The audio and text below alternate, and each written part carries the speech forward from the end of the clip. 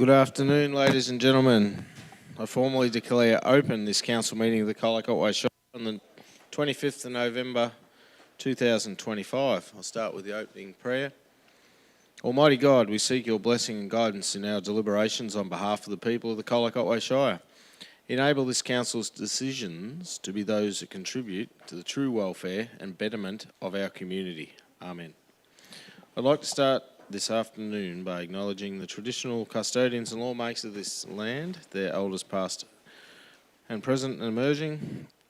Please be advised that this meeting is recorded and live streamed, with the exception of confidential matters. This includes the public participation sections of meetings. The live stream recording of this afternoon's meeting will be available on the website as soon as practicable. By participating in open meetings, individuals consent to the use and disclosure of the information they share at the meeting, including any personal and or sensitive information. I note that 6 councillors are present and Councillor Douge is an apology.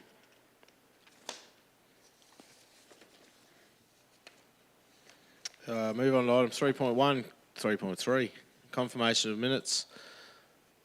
I propose that we move to confirm the minutes of the council meetings held on October the 28th, 2025 and the 18th of November 2025. Do I have a mover? Councillor Hudgell? Is it to be seconded? Councillor McCrickard? Thanks, councillors. We have a motion before us. We'll now put it to a vote. All those in favour? Councillor Potter, Councillor Buchanan, Councillor McCrickard, Councillor Hudgell, Councillor Howard, Councillor Schramm. It's carried 6-0. Thank you. Are there any declarations of interest? No? There are none. We'll now move on to question time. Question time is an opportunity to ask questions of council in a respectful manner. Please extend due courtesy to councillors and officers when addressing council in this meeting. We reserve the right to disallow questions that breach our governance rules. 30 minutes is allowed for question time at council meetings. Community members wishing to ask questions of council by video conference were requested to register their intention before 5 p.m. on Friday the 21st November 2025. No requests were received. Councillors received questions in writing from Elizabeth Ryan, Norman Mariner, Bernadette Mariner, Tim Cobb, Graham Costin and Peter Lucas. These questions will be read out and a response will be provided by the relevant member of the executive management team. Thank you. Thank you, Mayor. The first questions are from Elizabeth Ryan. She's asked 6 questions tonight or today, and under Rule 47 of the Governance Rules, I'll be reading out the first 2 of those and the balance will be responded to in writing. The first question was, could Council please provide an update on the proposed safety works for Cons Lane, Cape Otway Road in Birregurra? And the second was, could Council explain why it hasn't installed a crossroad sign in Cons Lane to advise road users of the upcoming intersection with the Cape Otway Road, Birregurra? Please note I made this request nearly 12 months ago. The response is to the first question, speed reduction signs and a stop sign have been installed on both Cons Lane and Cape Otway Road. Other safety measures will be implemented early in 2026 once it's known whether savings from projects funded under the Safer Local Roads and Streets program will be available. Should surplus grant funds not be available, Council will fund these works itself. The answer to the second question is that a crossroad sign is generally installed only on the main road, whilst a stop and give way sign is installed on the side road in accordance with Australian standards. Cape Otway Road has a crossroad sign approaching the intersection indicating the right of way, but a stop sign controls Cons Lane. Under the standards, a crossroad sign is not required in Cons Lane. I'll now just read out a question that's been asked from Norman Mariner. And this question relates to several unprovoked dog attacks in Apollo Bay recently. And the question is, can Council please tell me how they intend to inform the community of menacing or dangerous dogs? The answer is that Council doesn't inform the community of declared dogs within the municipality. Any dog declared menacing or dangerous will be required to wear a muzzle and be on lead at all times when off the owner's property. The second question is, can council improve awareness and education in relation to dog attacks by alerting the community via social media to explain the simple reporting system and the available supportive follow-up? And the answer is that council will continue to provide education and awareness for the community on responsible pet ownership and the importance of dogs being under effective control, and will focus on informing the community of how they can report dangerous dog behaviour to council. There's now a couple of questions from Bernadette Mariner. And I'll just summarise that the preamble to be that Mrs Mariner has asked two questions relating to recent reported dog attacks in Apollo Bay and reported incidences of a declared menacing dog being walked in public without being muzzled. The first question is, how does council propose to enforce the owner of this dog to comply with the muzzle restraint requirement when she's blatantly ignoring the request? And the second, is council responsible if there's another serious dog attack, considering that council has been made aware of this infringement through reports and written complaints sent to them regarding this person and their menacing dog? The answer is that when council declares a dog is menacing and information regarding the declaration has been sent to the owner has 14 days to appeal the declaration. Once the declaration's been finalised, the dog will be required to be muzzled and on lead when off the owner's property. Council's local laws team will investigate any reports from the public of non-compliance of an owner with a menacing dog and can issue infringements where appropriate to enforce these obligations. If non-compliance is occurring regularly, council can prosecute a dog owner under the Domestic Animal Act to apply stronger penalties. Local laws officers also undertake occasional checks of declared dogs to determine compliance or otherwise with requirements. The next question is from Tim Cobb. Mr Cobb asked a question at the last council meeting about the Friday deadline for submitting questions. Council officers verbally stated the deadline in the governance rules was Sunday. Mr Cobb has posed a question to us regarding meeting minutes being inaccurate. A similar question was also raised by Graham Costin, and under the governance rules, we've grouped these questions together and providing the following responses. So, the first question is, will council correct the minutes rather than approve something that is clearly wrong? The response is, the question and response were a dialogue and ended up with the question being taken on notice. The response in the minutes is the correct answer. There was a change made to the governance rules adopted by council on the 28th of October 2025, that changed wording from days to weekdays and subsequently moved the deadline for public questions from Sunday 5 p.m. to Friday 5 p.m. This change was included in the draft version of the governance rules put out for consultation and was subsequently adopted by council.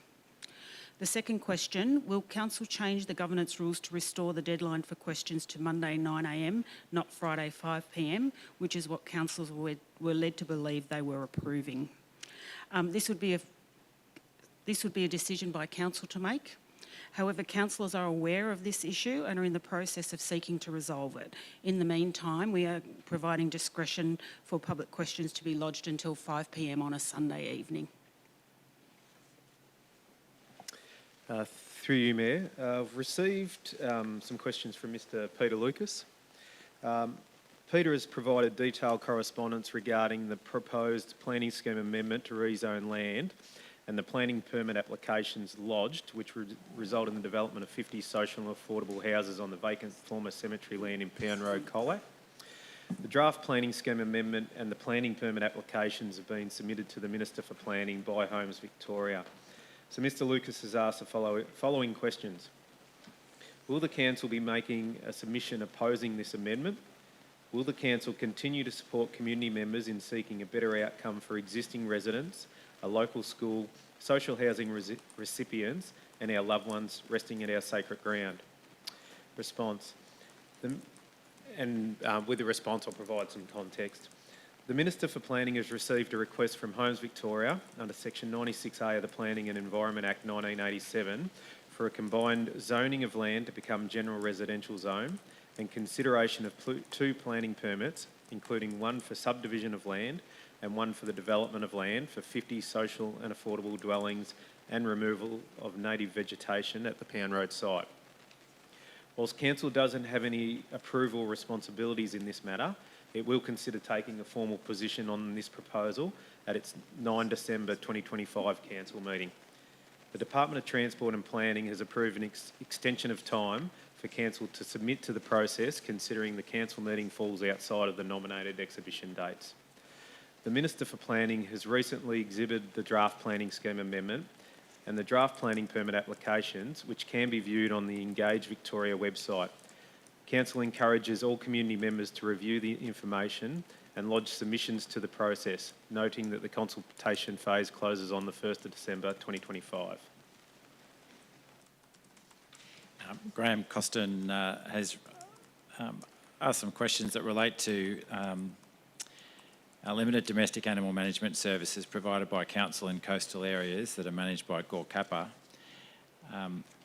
though the share of rate revenue provided by coastal property owners is a third of total rate revenue. Also notes that the proposed DAMP proposes not to include coastal areas in council's enforcement of dog regulations. So with that in mind, the first question is, could council explain why beaches and foreshores have been removed from its animal management responsibilities, given these areas are the primary public open spaces used by residents and visitors along our coast?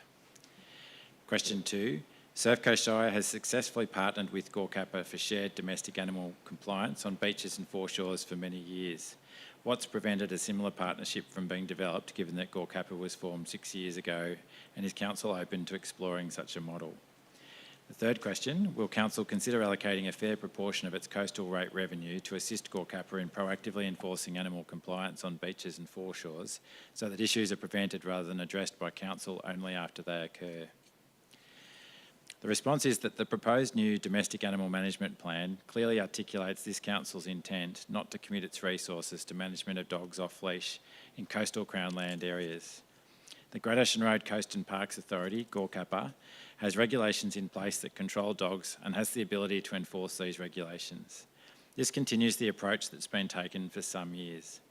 The proposed plan does highlight council's intention to work collaboratively with GORCAPA on education of the community concerning this issue.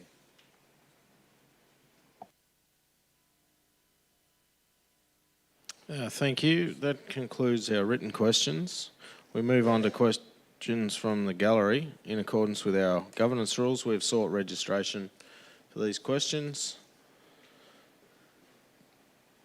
I have questions from Janine Jones, Tony Webber, Elizabeth Ryan and Peter Lucas. I'll call up Janine to ask a question. Thank you.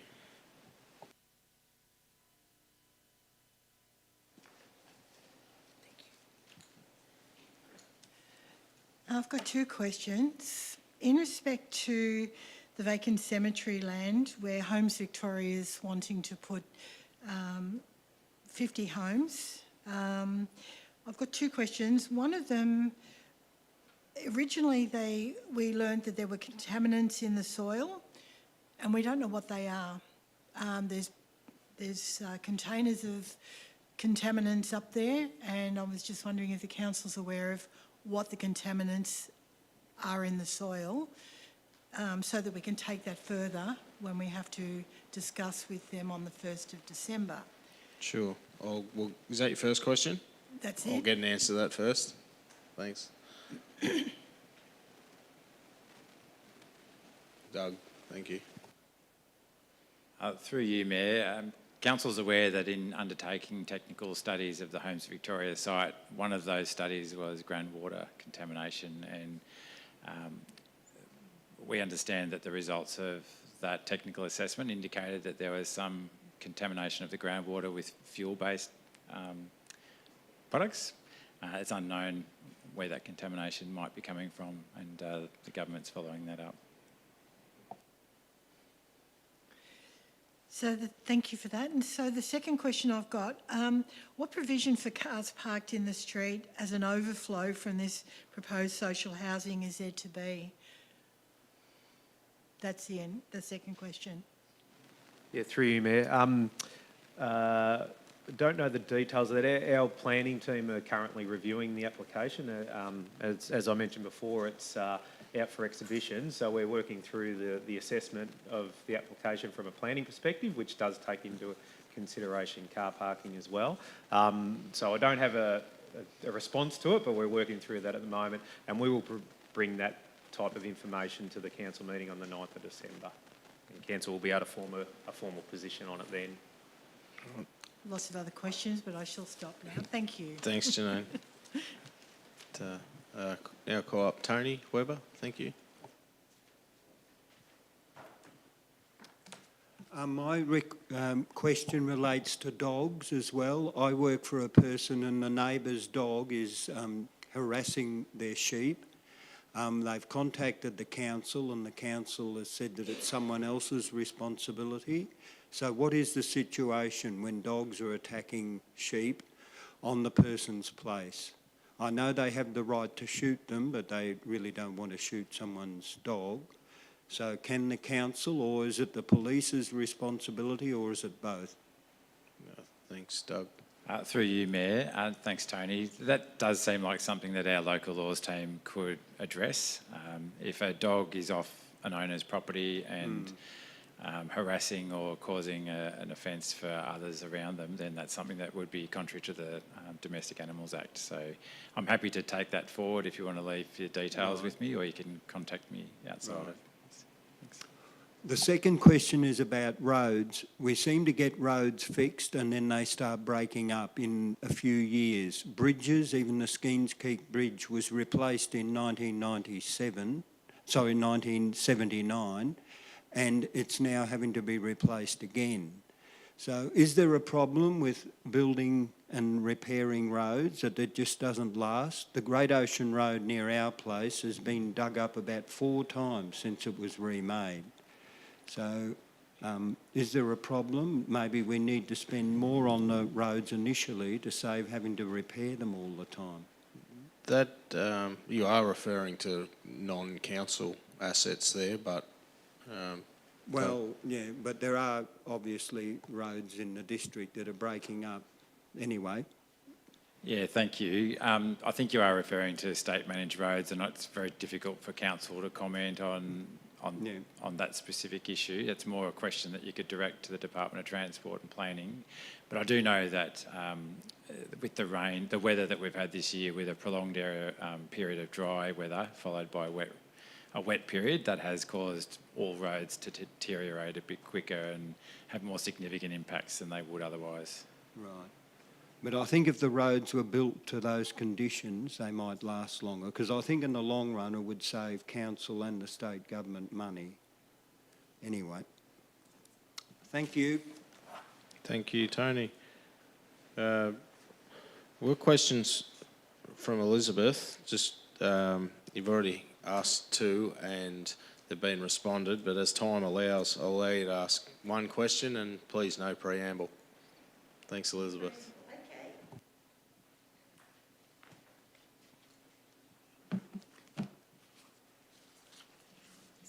Yeah, thank you. I just have to think which question. Okay.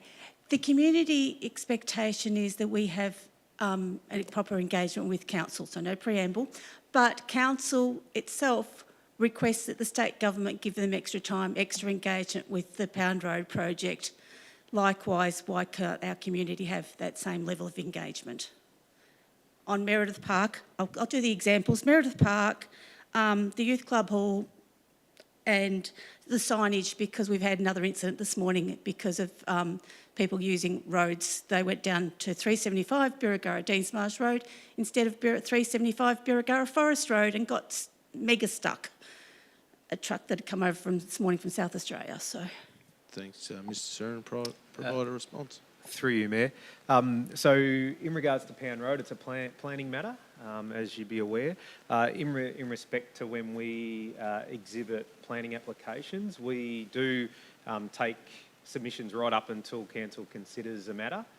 Even though we do say it might be a 14-day exhibition process or period, we do accept submissions later than that. And in the main, we do put dates on consultation periods to encourage people to submit within those dates, but we typically do take feedback from the community outside of those dates as well.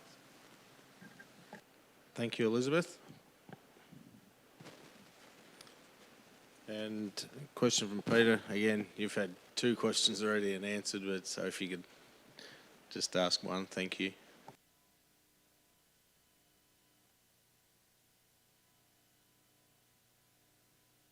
And So the Engage Victoria website has a closing date of December the 1st for the community to put feedback in for the government amendment. Am I correct in understanding the council have an extension on that date to put in their submission? Through you, Mayor. Yeah, that's correct, Pete. So because our council meeting wasn't going to fall within that period, Yep. we weren't ready in terms of our assessment to come to this council meeting. So we requested the Department of Transport and Planning to provide us some extra time so we could get a formal position from council. So we do have to take it to a formal council meeting, being the 9th. So they've allowed us to a few extra days to be able to do that. Thanks. So my one question, Mr Mayor. On the 22nd of September, Councillor McCrickard, Ian Sewer and a community member and 2 Homes Victoria representatives had a Teams meeting discussing the proposed development at Pound Road. At that Teams meeting, the Homes Victoria representatives gave assurances on the number of homes and green spaces, a number of homes based on the council offering up alternative sites.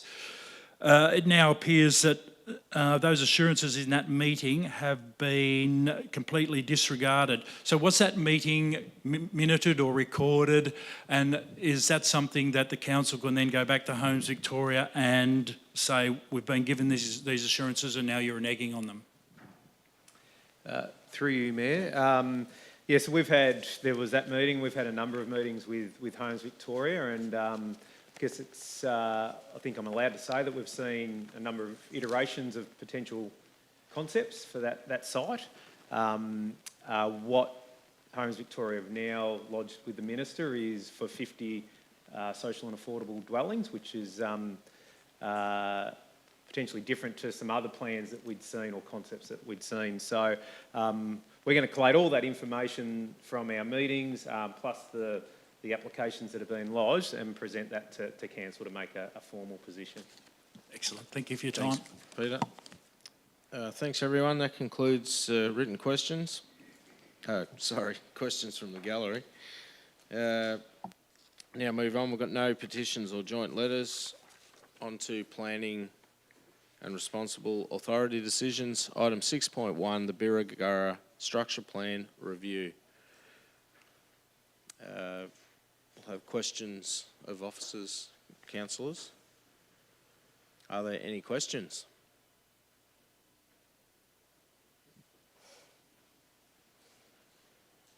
No questions. I've no question. Yes, Charlie, microphone. Thanks, mate. Thanks, Mayor Jason. Look, I just had one question. That's I'm just looking at the whole plan for the township of Birregurra. I just think there is some areas of I guess it doesn't completely cover all the aspects of good planning in some cases, and probably lacks a bit of flexibility in some of those areas. And I think I mentioned that this morning. So You have a question? that question is that, you know, in the future, if we're looking, can we include some of that more flexibility in our planning?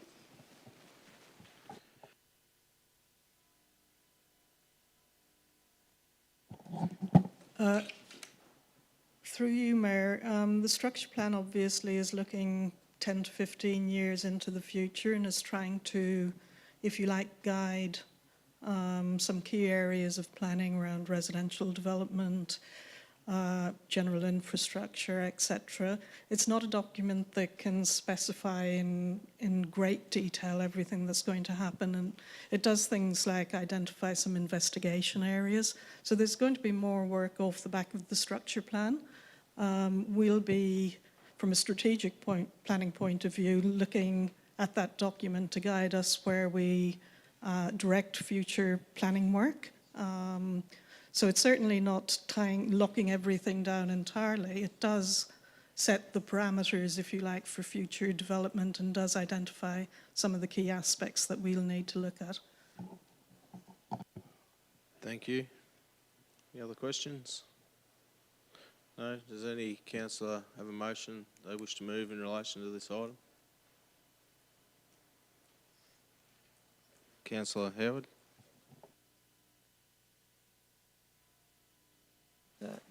Yeah, thank you, Mr Mayor.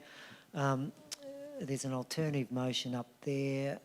Do I need to read it out, Mr Mayor? Or Probably just point 3 is the addition to it.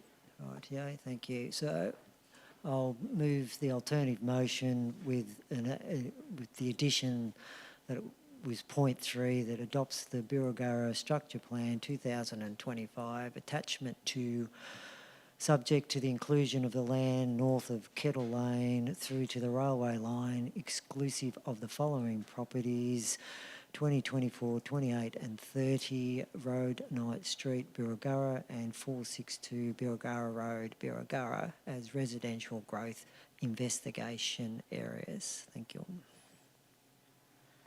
Thanks, Councillor.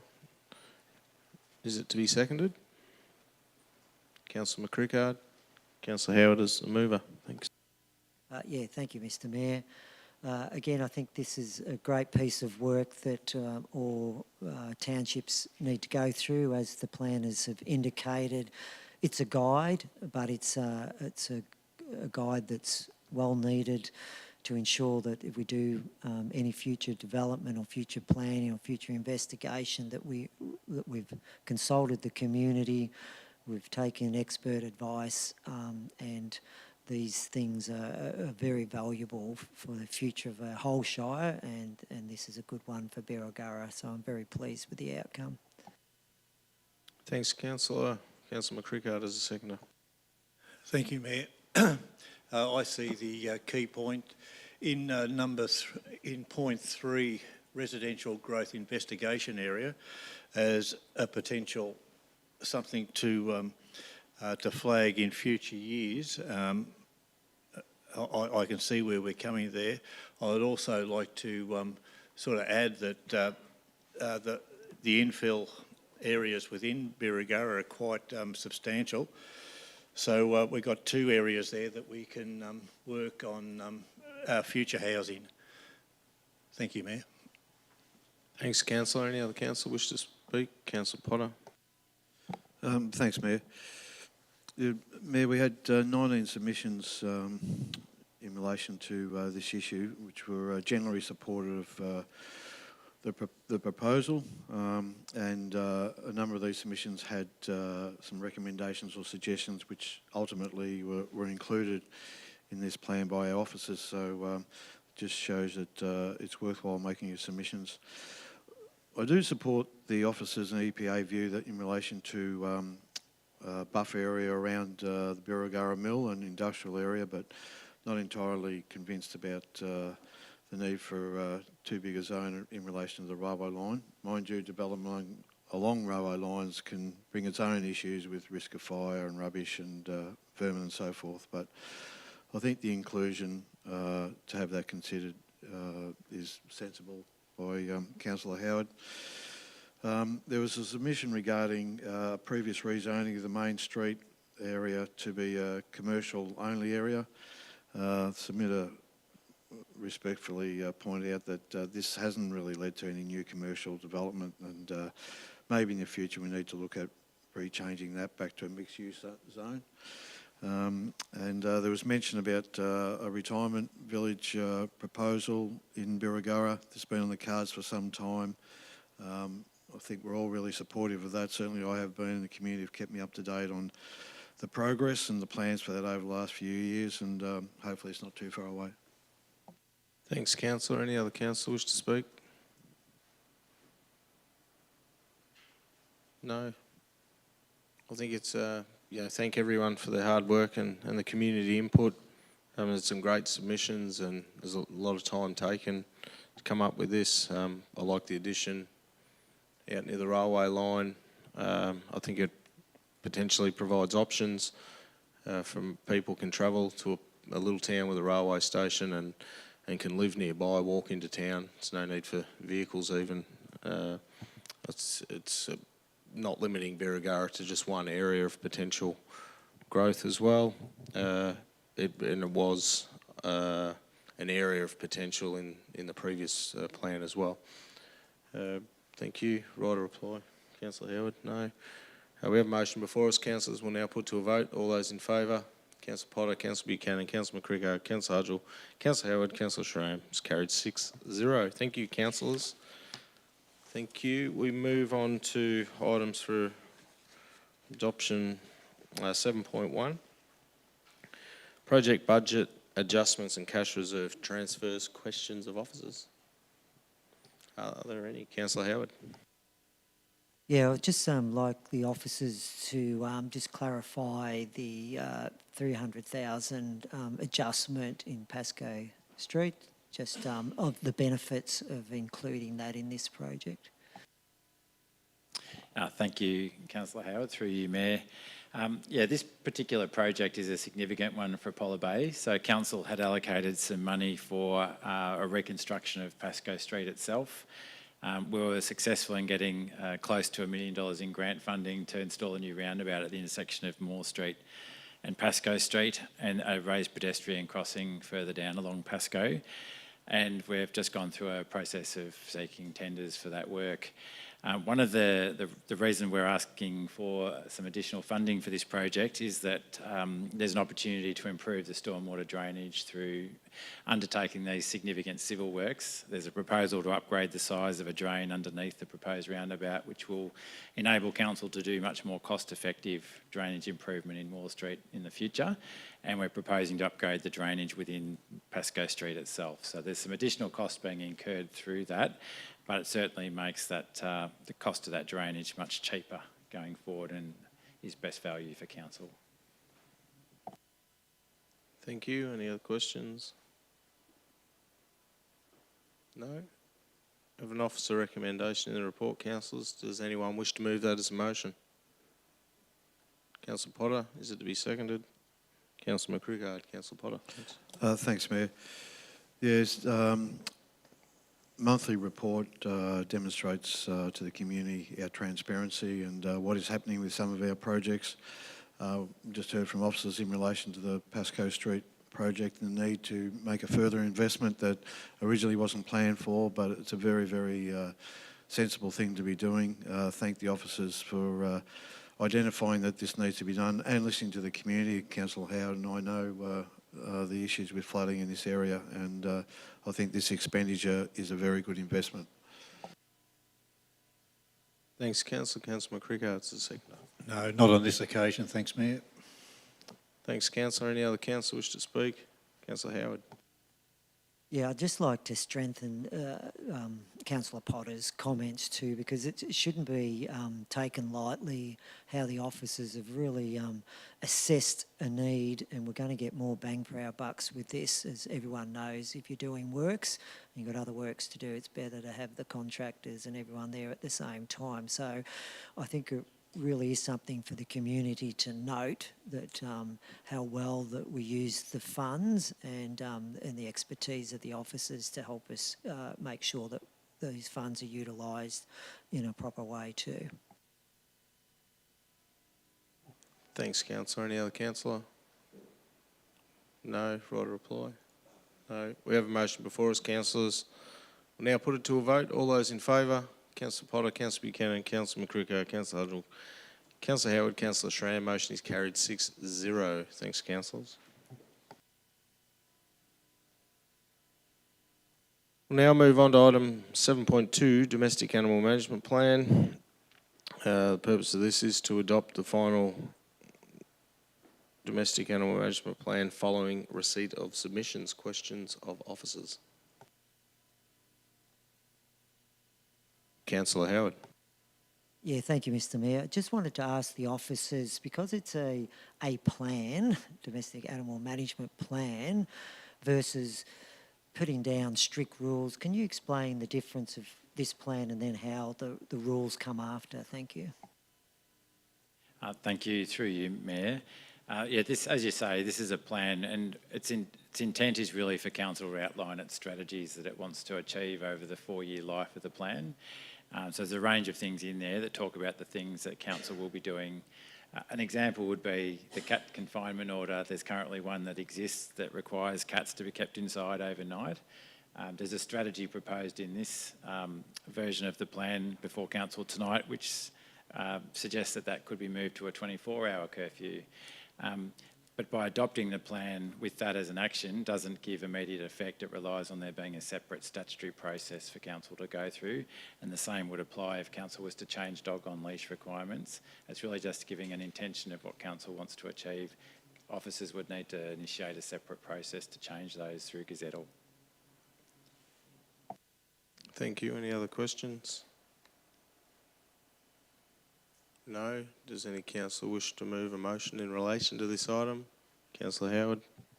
Yeah, thank you, Mr Mayor. I'd like to move an alternative motion based on some of the information that the officers have given me about the plan versus our strategy moving forward.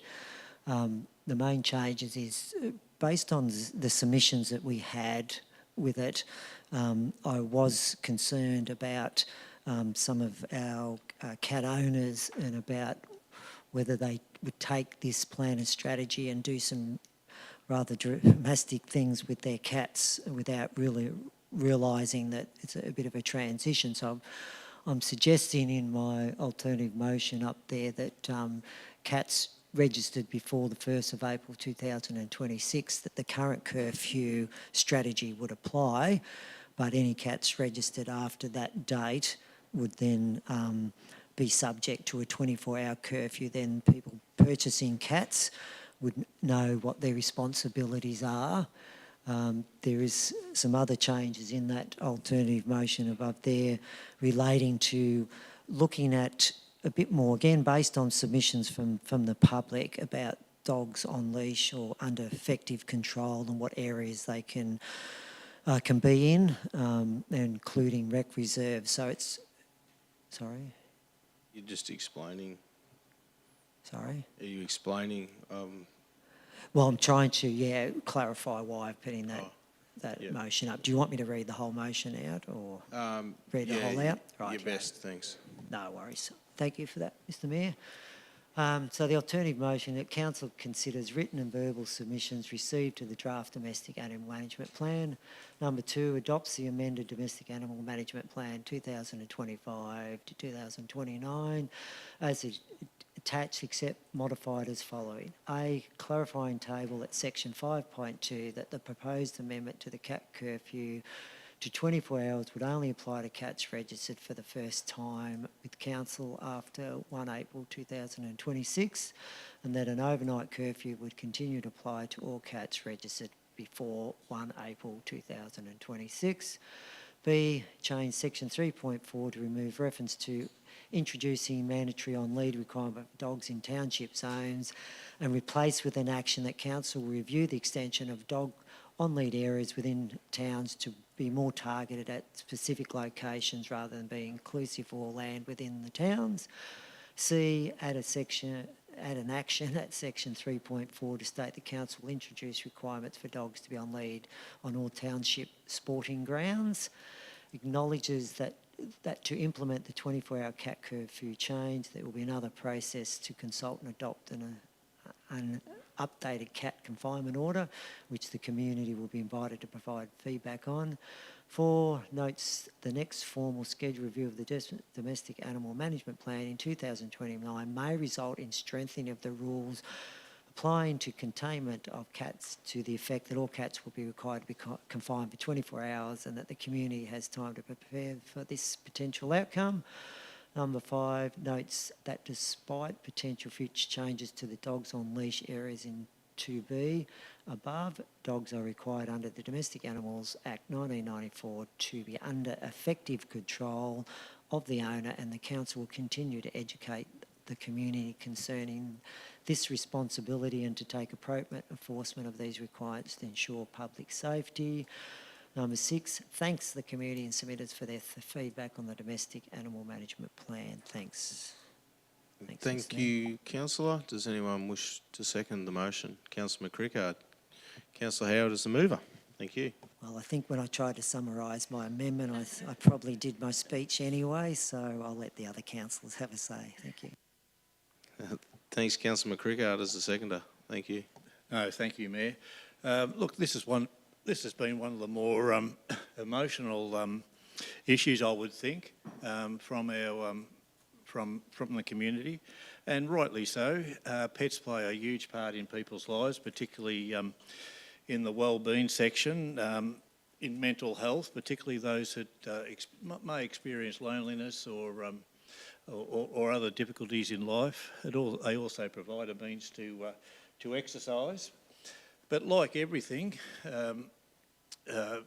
things aren't always black and white, and Councillor Howard today in his amendment has offered up a grey area, I think, which a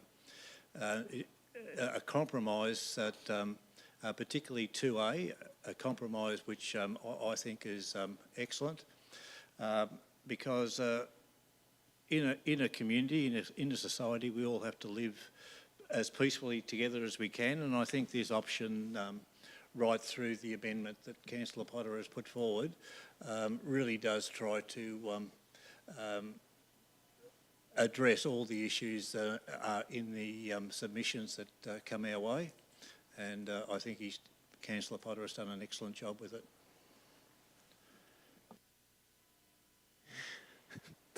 Thank you. No, it's all right. Councillor Howard has done an excellent job with that. Very good. Any other councillor wish to make comment? Councillor Potter. Thanks, Mayor. Thanks, Councillor McCricker, but I can't take the credit for all that. Look, as Councillor McCricker said, this is a difficult issue. It probably shouldn't be, but it is, and there's two pretty clear views, I think, out there in the community, especially in relation to the cat issue. I think what Councillor Howard's done is really good in a complicated issue and trying to provide that compromise. I am concerned, though, that the community just won't understand it or get it, and that in the morning we'll be getting phone calls about cats having to be locked up. I think the cat section is definitely a compromise that, with work by officers and media, that we can explain.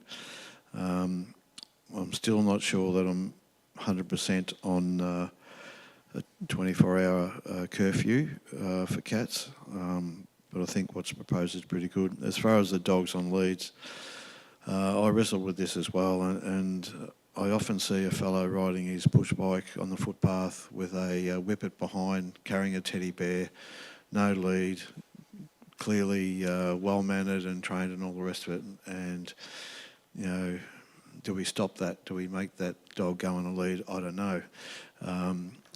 Because just a couple of days ago, a fellow approached me about the dog he had on a lead, or his wife did, that was attacked, had to go to the vet. And it was an area that's not around the CBD, it wasn't down by the lake, it was just a residential street walking along, and the dog was attacked.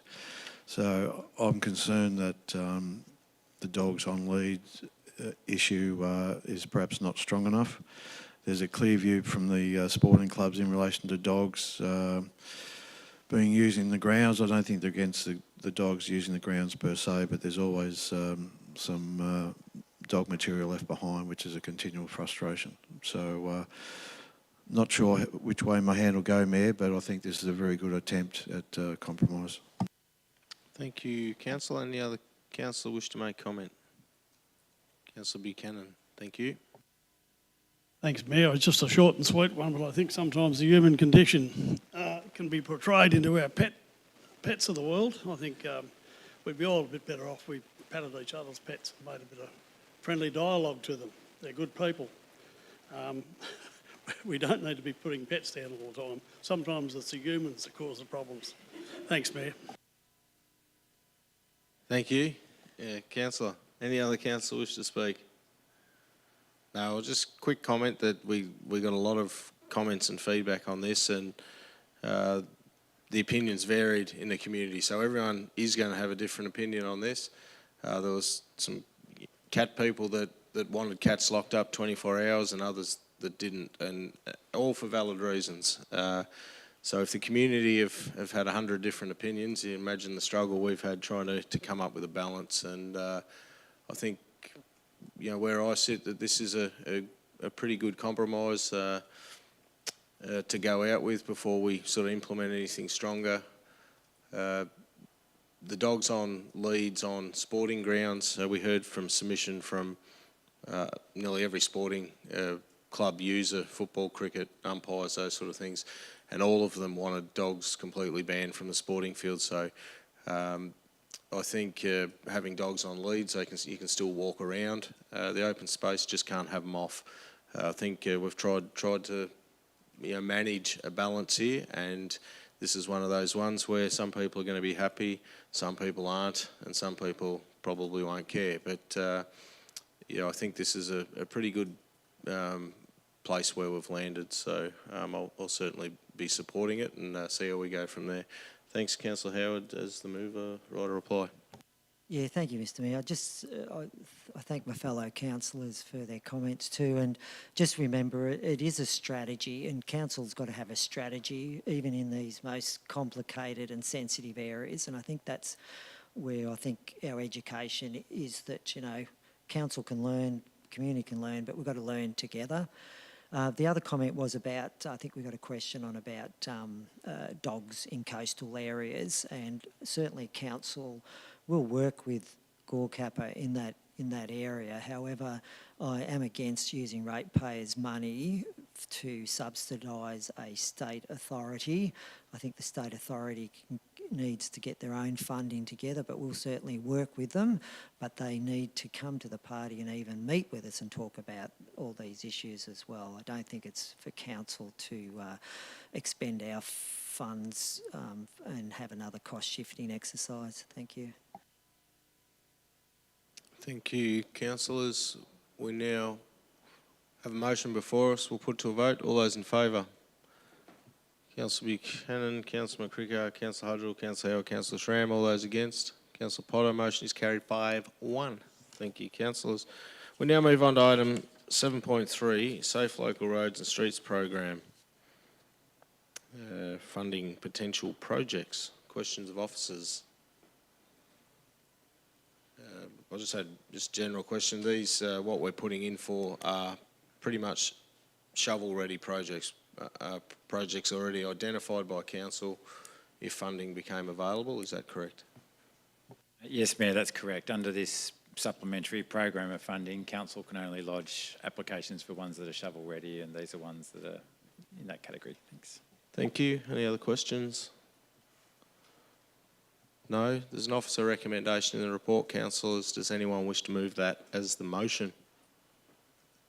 Councillor Potter, is it to be seconded? Councillor Howard, Councillor Potter as a mover. Yeah, thanks, Mayor. Very pleased to move this recommendation. This is another indication of the good work our officers do in identifying opportunity to take advantage of offers of funding from the state government to make road safety improvements in this shire. So congratulate them on identifying these projects, and hopefully, I'm sure we will, Mayor, get behind this. There is one project where council may have to make a small contribution, but it's worthwhile, and I think this is a good thing. Some people might question about a pedestrian crossing in Bromfield Street. I certainly support it. I think it's been needed for some time, and I'm glad officers have identified that this is another place that needs some work to ensure pedestrian and motorist safety. Thanks, councillor. Councillor Howard as a seconder. Yes, thank you, Mr Mayor. Yeah, I support Councillor Potter's statements. Also, just like to add that, these opportunities you've got to jump at, and I commend the officers again to have all these projects ready so we can put in an expression of interest. Again, it's a great use of council resources, and hopefully we're successful. Thank you, councillor. Any other councillor? No? Right, a reply? No. Thanks, councillors. We have a motion before us. We'll now put to vote. All those in favour? Councillor Potter, Councillor Buchanan, Councillor McCricker, Councillor Hudgell, Councillor Howard, Councillor Schramm. Carried 6-0. Thanks, councillors. We move on to item 7.4, response to petition, condition of Sand Road, Glen Eyre. Questions of officers? I've got a question. Considering there's already a permit in place, why have this works not been done yet? Through you, Mayor, now that the permit's been issued, our staff are working closely with Eastern Mar to schedule a time when the works can occur. over the next few weeks with luck. So we have to wait for somebody from Eastern Mar to be in attendance before this work can be completed, is that correct? Through you, Mayor, that's right. Yeah. Thank you. Any other questions? No? Does anyone wish to move a motion in relation to this? Councillor Buchanan.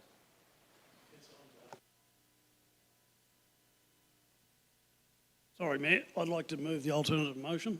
Do I have to read it all out? Just the changes which in point 6. Okay. Point 6 writes that the council writes to the relevant ministers and departments of state government to request an exemption from the need for council to apply for a cultural heritage permit to undertake minor routine maintenance for safety and to ensure trafficability of the public, not public highway, that is consistent with its past management practices. Thank you. Does any councillor second the motion? Councillor Howard. Councillor Buchanan is the mover. Thank you. Thanks, Mr Mayor. I think that this one's been an ongoing issue for quite some time, and it's been brought to light over the last 10 years or so because of lack of dialogue with a new entity that we've not confronted with. It's a historical ownership of the Aboriginal group, which are not integral part of our council. So, but they are very highly vested interest in the situation through the historical connection. But be that as it may, our responsibility as a council is to push for have future dialogue and proper dialogue so that we can keep both parties happy, respecting the Aboriginal group, but also to make sure that we're servicing, as number 6 said, we've got to keep this road in good condition for people that use it every day of the week.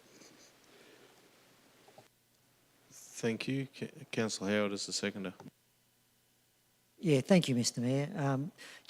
There's lots of notes in the recommendation, and just to clarify with the public, this is a response to the petition, but also hopefully to resolve the issue for the people that put the petition in. The inclusion of number 6, I support too, mainly because a public highway should be safe for all users and should be trafficable, which is being safe as well. So I'm hoping that the Eastern Mar people and the state government sees the sensibility in that number 6, and it might ease their administration burden too, but it's certainly not taking away from any of the significance of that area. It's just trying to look for a compromise so we can make sure that we've got our community safe. Thank you. Thanks, councillor. Any other councillor wish to speak? No? I'll certainly support the addition from Councillor Buchanan to that extra point. Fair enough, you want to protect the heritage values down there, but to have to apply for a permit and have to wait for someone to come out to potentially just fill potholes seems a bit over the top. And as Councillor Buchanan said, there's a lot of new entities in the legislation, and we may not get everything right. So I think if council can write back and explain some of these things that are stopping efficiencies and road safety and all the like, it's only minor works. If we're doing major works on this particular road, I can understand the need to call somebody out and make sure they're not digging in protected cultural things or discovering new finds by widening the road or deepening it, etc.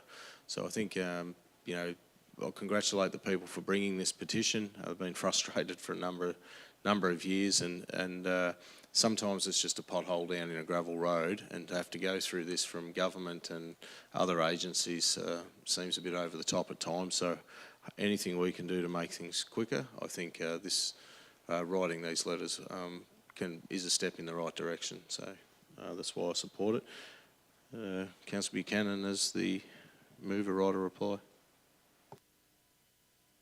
Thank you.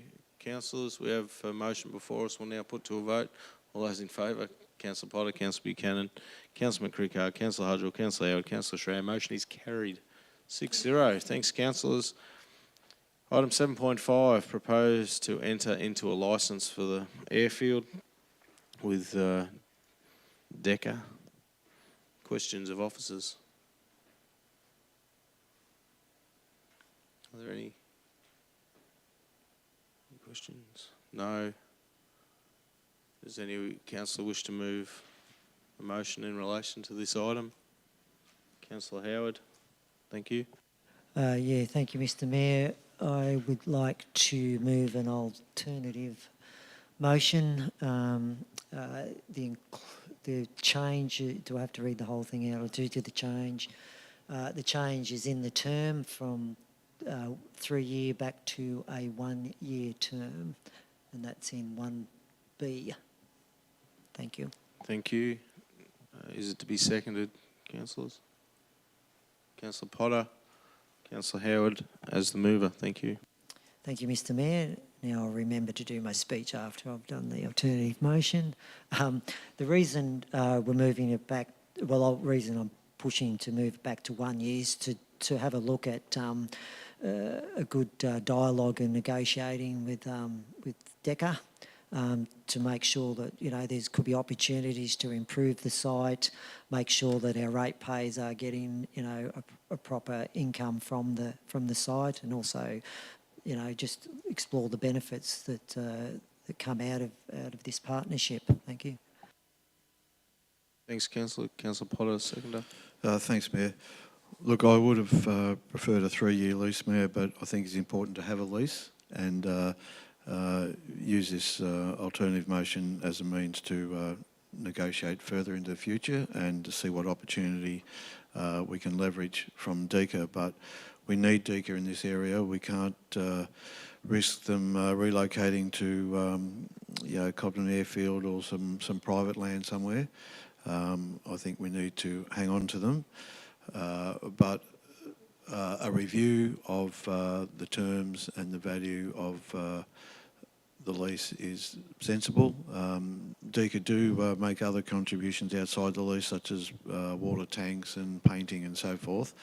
And perhaps a new lease can reflect this in the future. But we need a lease, and I'm supporting this to make sure we've got one. Thank you. I just wanted just a clarity. Just the difference in the report I just noticed in the agenda was $1,000.80, and I just wanted clarity that this alternative is a straight 1,000. Just if anybody picked that up, yes, it is. Thank you. Any other councillor? No. Any other councillor wish to speak? No.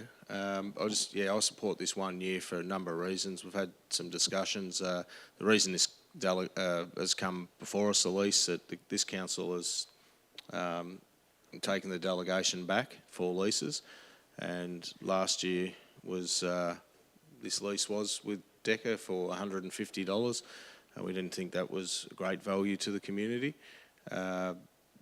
Whilst we value the emergency hub out at the airfield, we're currently doing a airfield strategy, and potentially whatever comes of that, we'd love to be able to have DECA there and other agencies for an emergency hub in the future, which may attract a great investment from the state government. So if we can just do this 12-month lease into this fire season, and like I said, they're valued out there, but we've got to get a return on maintenance and those sort of things as well for our ratepayers.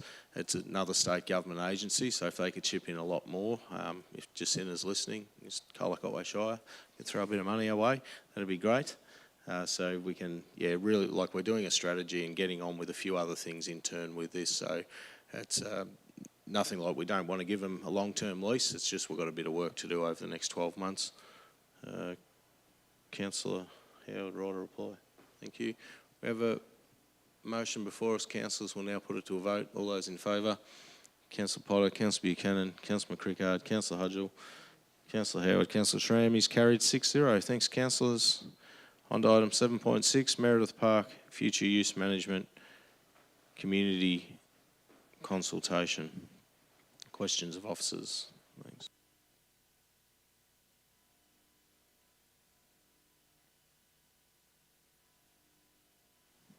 Questions of officers? No?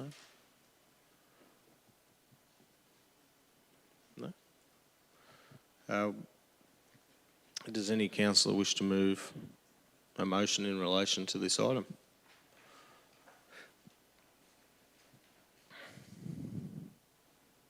Not really.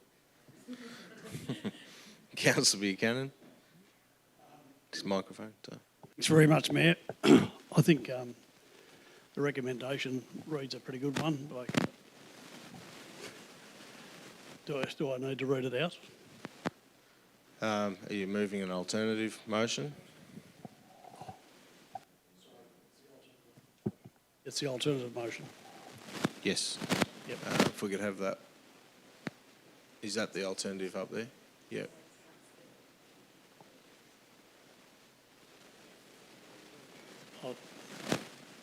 Sorry, Mayor, I didn't realise you were already on. No, that's all right. There are some changes on there. What do you have to read out?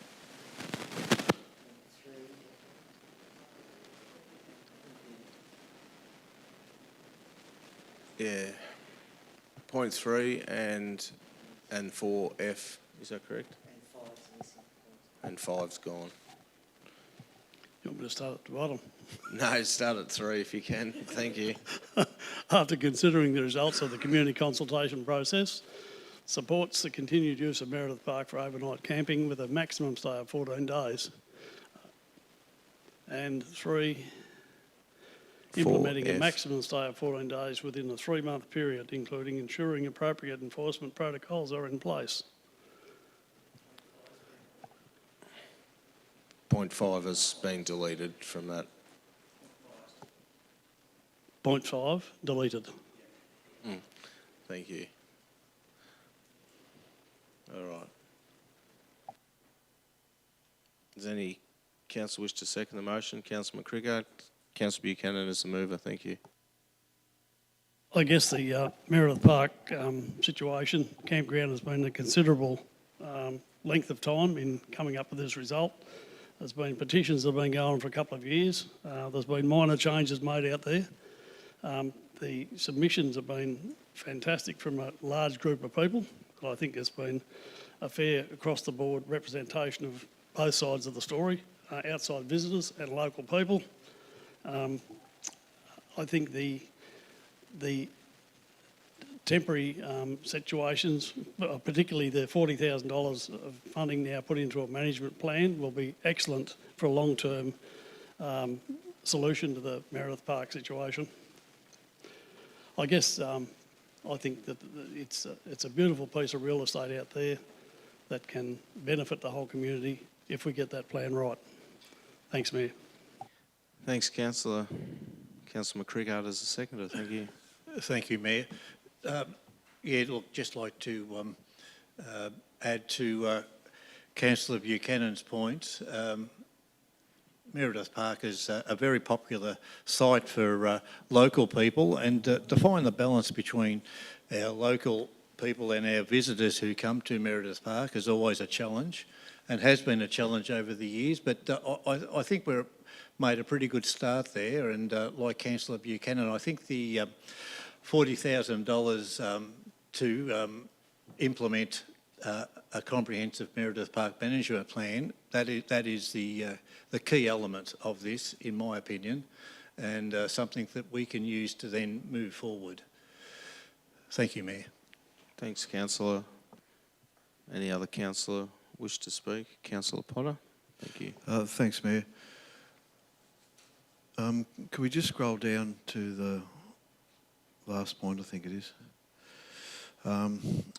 Yeah, look, I will first like to thank the petitioner and the community for a start. And I spent a lot of time with Jack Russell out there and on social media, engaging with him and others. And I support that we do something, some investment out in Meredith Park, definitely, and allocating some money to make sure that that report and research into what to do and how to do it is valuable. I think it's money well spent. I'm concerned about the implementing a maximum stay of 14 days within a 3-month period. I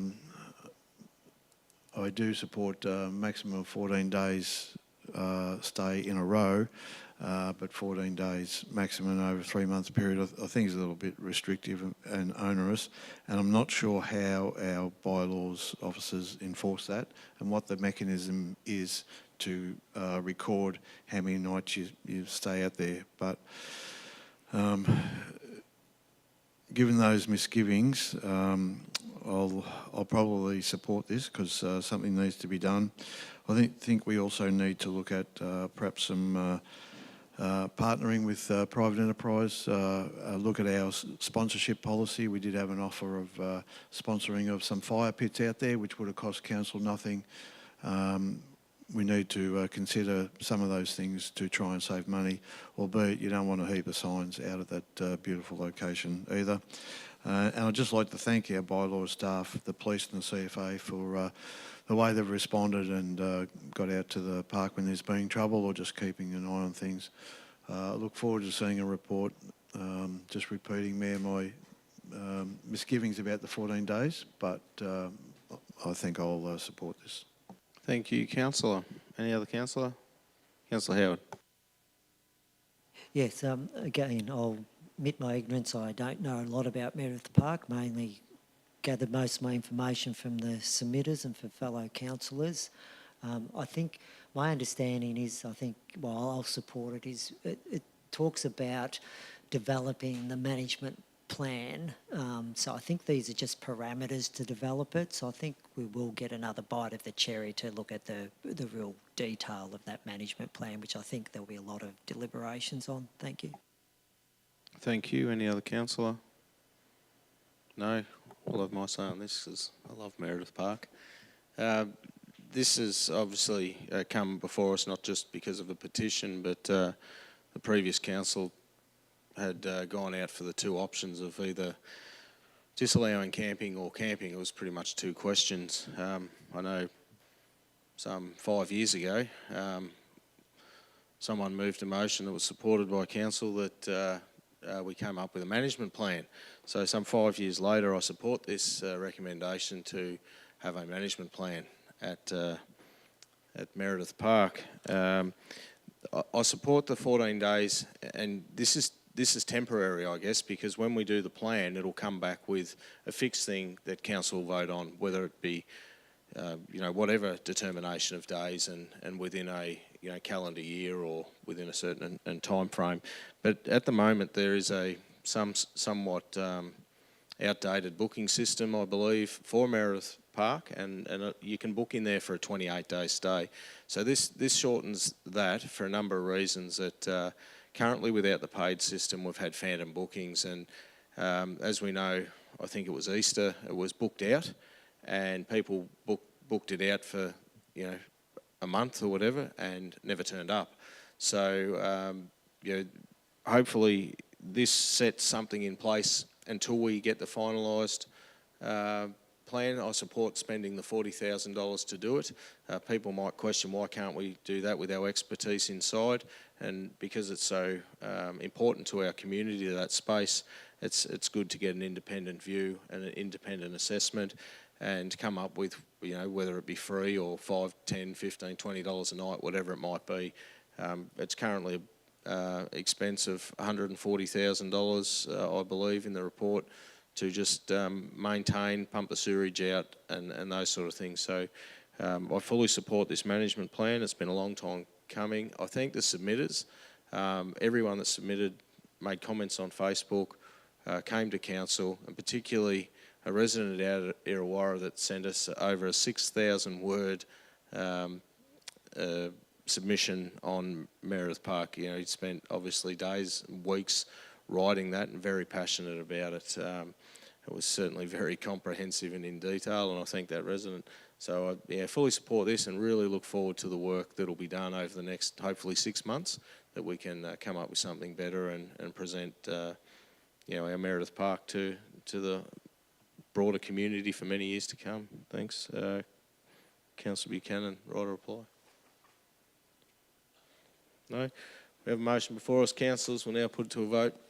All those in favour, Councillor Potter, Councillor Buchanan, Councillor McCrickard, Councillor Hudgell, Councillor Howard, Councillor Shrams, carried 6-0. Thank you. We now move on to item 7.7, grant submission Vic Health Partners in Place grant. Questions of officers?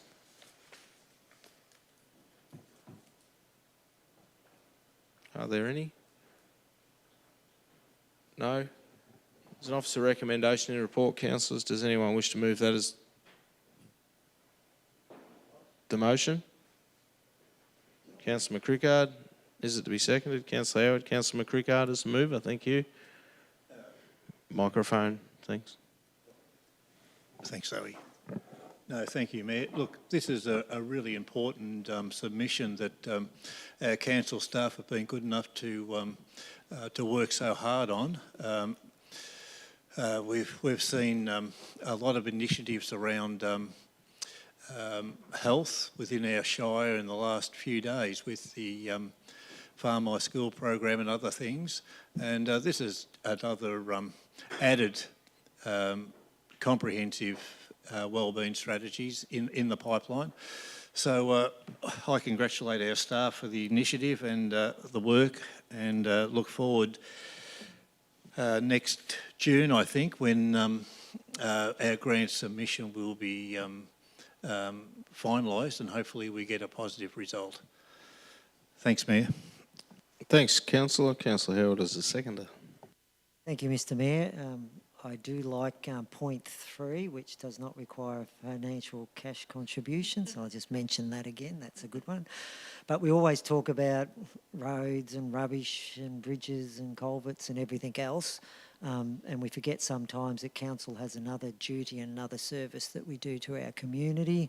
And I think this shows that we're responsive in that area as well. And I really do hope we're successful, because it'll be a great program. Thank you.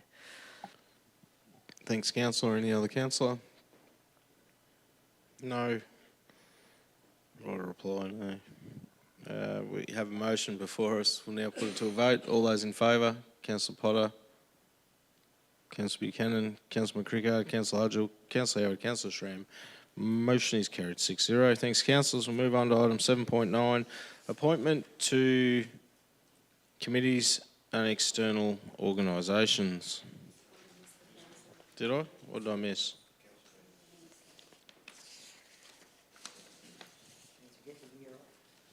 Did two.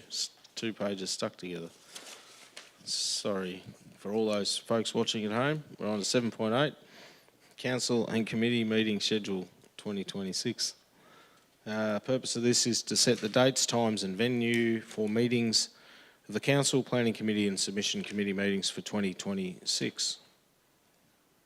Thank you, councillors. Other questions of officers? Councillor Howard. Yeah, just like to ask the officers of the extra meetings that they've scheduled next year, the rationale behind that, please.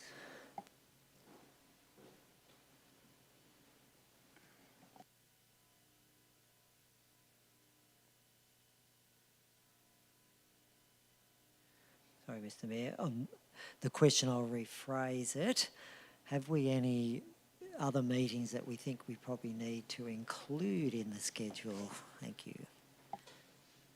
Through you, Mr Mayor. Thank you, Councillor Howard. There is a couple that would probably benefit council. We have had a look at when our unscheduled meetings have occurred over the last couple of years, and it would be suggested that you might have a meeting in early February, because there's such a long break between the last meeting on the 9th of December and before our next meeting at the end of February, so that would allow continuity of decision making. And the other one would be in mid-October, when we require the financial and performance statements to be adopted in principle by council. That'll be my recommendation. Thank you. Any other questions? No? Does any councillor wish to move a recommendation? Motion in relation to this item? Councillor Howard. Yeah, based on the officer's response, which is very logical, I'd like to move an alternative motion that includes the additional council meeting, well, it's point 2, schedules additional council meetings on the 10th of February 2026 and 13th of October 2026.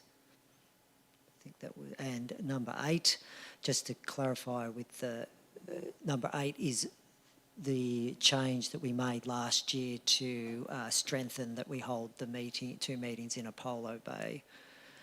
Thank you, Mr. Mayor. Thank you. Does any councillor wish to second the motion? Councillor Potter, Councillor Howard as the mover. I'd just like to thank the officers for, clarifying and trying to make sure that we do have enough meetings to make all our decisions appropriately, and also the change and council supporting that we do have the meetings down in Apollo Bay. I think they're very important. Thank you. Councillor Potter, the seconder. No, thanks, Mayor. Any other councillor wish to speak? No. Councillor Howard, right to reply. Thanks, councillors. We have a motion before us. We'll now put to a vote. All those in favour? Councillor Potter, Councillor Buchanan, Councillor McCricker, Councillor Hudgell, Councillor Howard, Councillor Schramm. Motion is carried 6-0. Thanks, councillors. We'll now move on to 7.9, appointments to committees and external organisations. Questions of officers?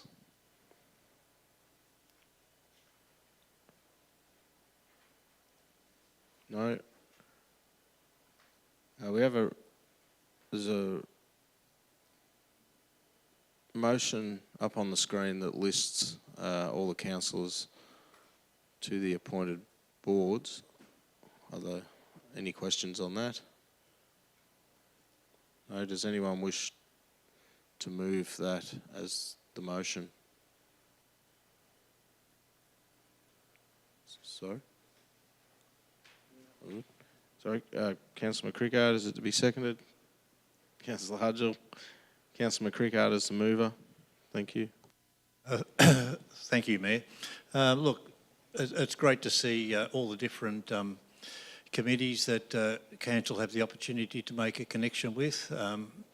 I think it's really important that we participate and represent council on each of these committees, and bring feedback, back to our council members. So I just think this is a great opportunity to be involved in the broader community. Thanks, Mayor. Thanks, councillor. Councillor Hudgell is the seconder. Thanks, Mayor. Yeah, I'd just like to take a moment to thank my fellow councillors also for their time and energy that they put into these committee groups and external appointments. As you can see from the list, there's some councillors there that sit on quite a few committees, and I just want to thank them for their amazing effort and time and dedication. Thank you, councillor. Any other councillor wish to speak? Councillor Buchanan. Just a quick comment on Councillor Hudgell's appointment to the Gort board. I can't help but think that how important she's going to be in the coming 12 months.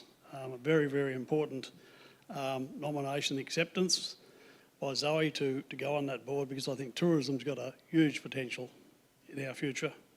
Well done, Zoe. Thanks, councillor. No pressure.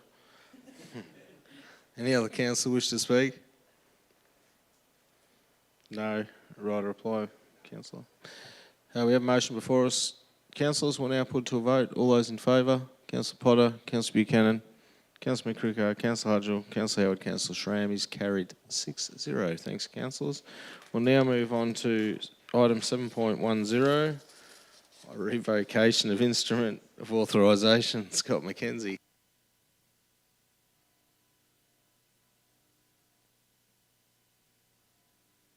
Are there any questions of officers? No. Officer recommendation in the report, councillors. Does anyone wish to move it as a motion? Councillor Hudgell, is it to be seconded? Councillor Potter, Councillor Hudgell is the mover. Thanks, Mayor. Yeah, this is just a straightforward administrative item. Thank you. No, thanks, Mayor. Any other councillor? No, thanks, Mayor.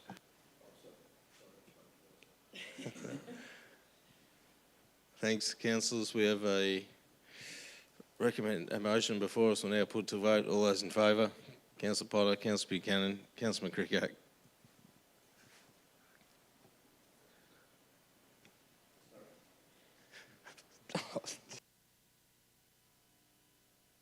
Councillor Hudgell, Councillor Howard, Councillor Schramm. Motion is carried 6-0. Thank you, councillors.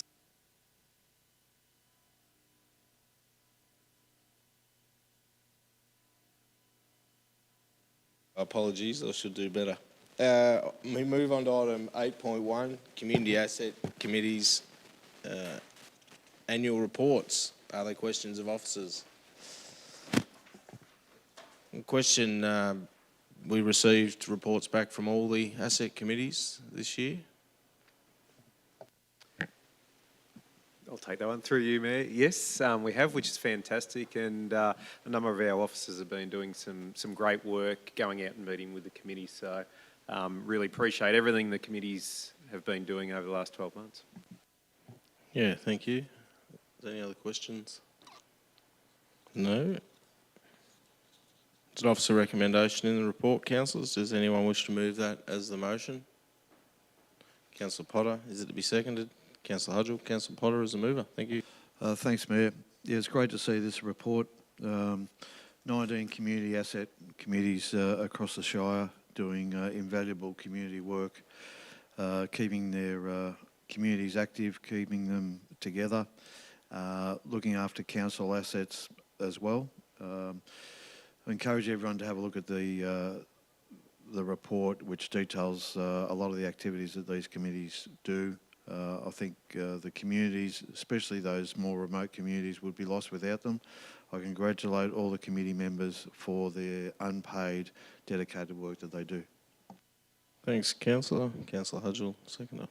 Thanks, Mayor. Yeah, I'd just like to echo Councillor Potter's comments. I think this report is just a great reminder of how much work happens behind the scenes to keep these spaces active and cared for. And I personally found the report really interesting to read and enjoyed reading what the communities have achieved over the past years, such as new booking systems and grants received and upgrades. And it was also good to learn about some of their challenges as well that they're all facing, and just like to thank also the officers for their work that they've put into this report. Thanks, councillor. Any other councillor wish to speak? Councillor Howard, thank you. Yeah, thank you, Mr Mayor. I think there's some unsung heroes here, not certainly in the community, but also the change in the Local Government Act when it made councils look at committees of management and change them to community asset committees. There was a hell of a lot of work to do from our governance people, and I think because we've got all the reports from the community asset committees, I think there should be a big thanks to our governance team for the role that they've played in to make us compliant with the Act, and certainly it's very rewarding to see. Thank you. Thanks, councillor. Any other councillor? No? Right reply, Councillor Potter. We have a motion before us, councillors. We'll now put it to a vote. All those in favour? Councillor Potter, Councillor Buchanan, Councillor McCricker, Councillor Hudgell, Councillor Howard, Councillor Schramm. Motion is carried 6-0. Thanks, councillors. Move on to item 8.2, report of informal meetings of councillors. The purpose of this report is to inform on the meetings of councillors. It does not require a formal decision of council. There are no items of urgent business.